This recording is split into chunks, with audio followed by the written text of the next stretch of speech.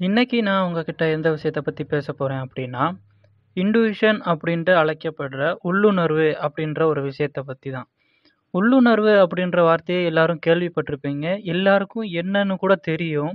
ஆனா, அத எப்படி எக்ஸ்ப்ளைன் பண்றது அப்படின்னு கேட்டீங்க அப்படின்னா, அது ஒரு மாதிரியான ஃபீல் இருக்கும் அப்படின்ற மாரி சொல்லுவீங்க இல்லையா?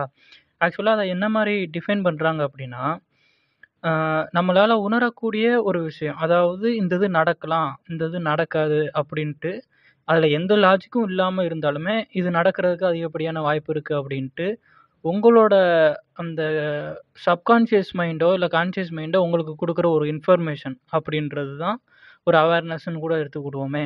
அததான் இன்ட்யூஷன் அப்டின்ட்டு, இந்த இன்ட்யூஷன் அப்டின்ற ஒரு விஷயத்துக்காக சொல்லப்படுற விளக்கங்கள்ல இதுவும் ஒண்ணு. ஸோ, இன்னைக்கு நம்ம பார்க்க போறது என்னன்னா, அதே இன்ட்யூஷன எந்தெந்த மாதிரிலாம் நம்ம ட்ரிக்கர் பண்ணணும், எந்த மாரிலாம் ட்ரிக்கர் பண்ணோம் அப்டின்னா, அத நம்மளோட நல்லதுக்காக யூஸ் பண்ணிக்கலாம் அப்டின்றத பத்தி தான் இன்னைக்கு பார்க்க போறோம். அதுல முதலாவதா இருக்கிற விஷயம் என்ன அப்படின்னா, பிராக்டிஸ். இந்த இன்டிவியூஷன் அப்படின்றது வந்து நீங்க எந்த அளவுக்கு அத நம்புறீங்க, இல்ல எந்த அளவுக்கு அத நீங்க நல்லபடியா புரிஞ்சுக்கிட்டீங்க அப்படின்றத வச்சு தான் அது நல்ல விதமா ஒர்க் ஆகும் அப்படின்ட்டு சொல்லலாம்.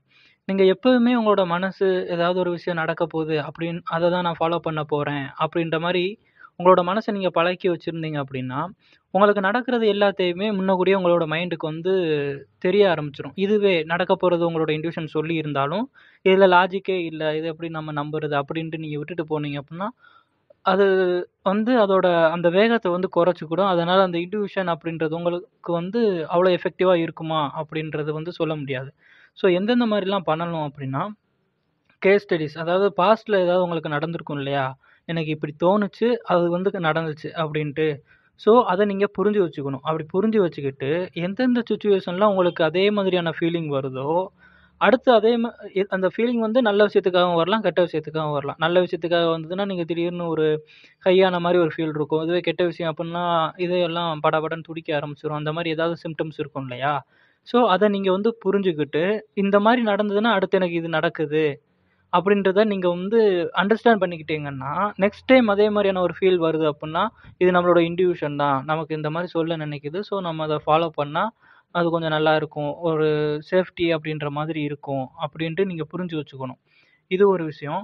அதுக்கப்புறம் அந்த ஃபீலிங்க்கு வந்து எந்த மாதிரினாலும் இருக்கலாம். இப்ப சொன்னேன் இல்லையா? இதயம் படபடக்கும் அப்படின்றது ஒண்ணு. சில பேருக்கு வந்து அந்த ஆ திடீர்னு எல்லாமே பிளாங்க் ஆன மாரி இருக்கும். சில பேருக்கு வந்து அவங்களுக்கு தெரியாமலே அவங்களுக்கு தேவையான ஒரு பொருள வந்து அவங்க எடுத்து வைக்கவோ, இல்ல எடுத்து வைக்க மறந்துட்டோ அந்த மாரிலாம் போயிருப்பாங்க இல்லையா?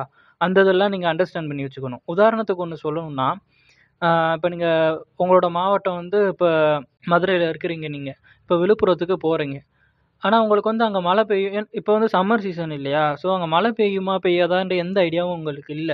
இருந்தாலும் ஒரு சேஃப்டிக்காக நீங்க வந்து கொடைய வந்து எடுத்து வச்சுட்டு போறீங்கன்னா, அங்க போய் இறங்கி ஒரு 1/2 மணி நேரத்துல மழை வந்துருச்சு. அப்படின்ற பட்சத்துல உங்களுக்கு வந்து லாஜிக்கா யோசிச்சோம்னா சம்மர்ல அந்த அளவுக்கு மழை வருமா? அப்படின்னா இல்ல. ஆனாலும் நீங்க எப்படி கொடைய எடுத்து வச்சீங்க? அந்த இதுதான். அந்த ஃபீலிங் இருக்குது இல்லையா? எது உங்கள எடுத்து வைக்க வச்சதோ அதுதான் இன்ட்யூஷன். இத நீங்க ஃபர்ஸ்ட்டு புரிஞ்சுக்கணும். அடுத்ததா நம்மளோட இன்ட்யூஷன ட்ரிகர் பண்றது, அதாவது கொஞ்சம் ஆக்டிவா வச்சுக்கணும் அப்படின்றதுக்கான விஷயம் என்ன அப்படின்னா, ஜர்னலிங். அதாவது ஒவ்வொரு டைரி எழுதுறது. அது ஜர்னலிங் அப்படின்றது.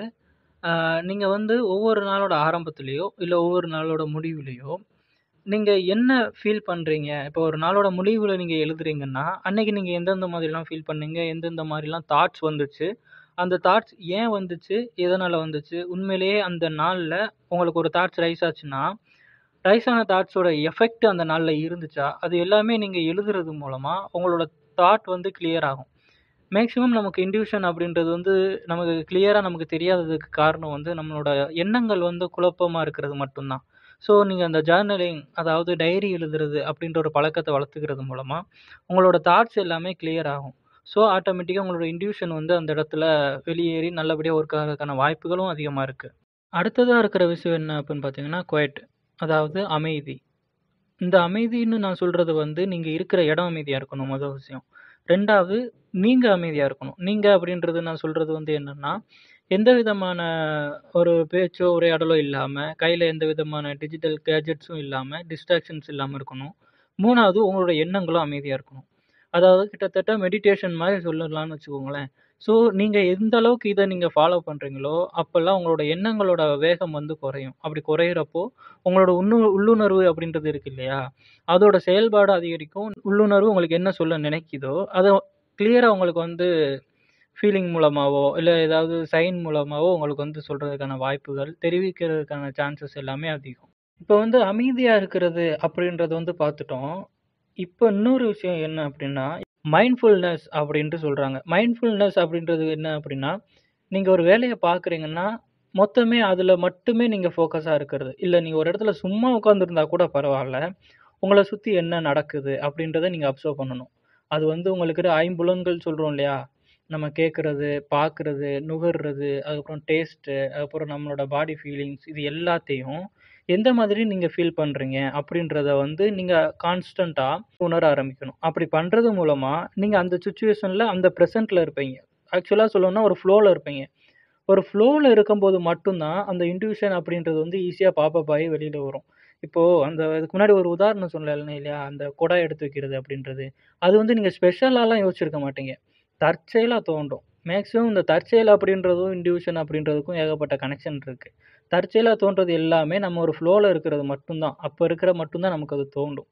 ஸோ அந்த மைண்ட்ஃபுல்னஸ் அப்படின்றதும் ரொம்ப இம்பார்ட்டன்ட். உங்களோட இன்ட்யூஷன வந்து ஆக்டிவேட் பண்றதுக்கு.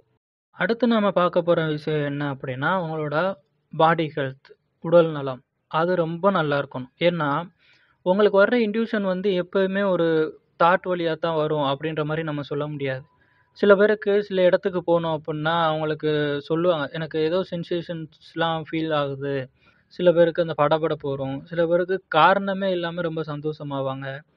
அந்த மாதிரி ஏகப்பட்ட சிக்னல்ஸ். ஸோ, இந்த சிக்னல்ஸ் எல்லாமே நீங்க வந்து கிளியரா உங்களால ஃபீல் பண்ண முடியணும் அப்டின்னா, உங்களோட பாடி ஹெல்த்தா இருக்கணும். ஏன்னா, நீங்க பாஸ்ட் எக்ஸ்பீரியன்ஸ வச்சு எனக்கு இந்த மாரி வயிறு ஒரு மாதிரியா இருக்கு, இல்ல படபடப்பா இருக்கு அப்புட்ன்னா, என்னோட இன்ட்யூஷன் பேசுது அப்டின்ட்டு நீங்க நான் இதுக்கு முன்னாடி சொன்னது மாரி நீங்க கேஸ் ஸ்டடிலாம் நடத்தி புரிஞ்சு வச்சிருப்பீங்க. அதே அந்த வயித்துல வர்ற அந்த ஒரு உணர்வு இருக்கு இல்லையா? அது வந்து உங்களுக்கு வயிறு சரியில்லாட்டிலும் வரத்தான் செய்யும். ஸோ 2க்குமே நீங்க டிஃபரன்ஷியேட் பண்ணி பார்க்குறதுக்கு தெரிஞ்சுக்கணும். ஸோ இது எல்லாமே நம்ம கிளியரா புரிஞ்சுக்கணும், உணர முடியணும் அப்புட்ன்னா, உங்களோட உடல் நலமும் ஆரோக்கியமா இருக்கணும். ஸோ அதையும் நீங்க மெயின்டெயின் பண்றீங்க அப்படின்ற பட்சத்தில, உங்களோட இன்ட்யூஷன் அப்படின்றது வெளிவரதுக்கான அந்த வழி இருக்கு பார்த்தீங்களா? அந்த வழிகள வந்து நீங்க அதிகமா ஏற்படுத்தி குடுப்பீங்க. அதனால உங்களோட இன்ட்யூஷன நீங்க ஈஸியா புரிஞ்சுக்க முடியும். இதே மாதிரி நாளைக்கு இன்னொரு இன்ஃபர்மேஷனோட உங்கள வந்து சந்திக்கிறேன்.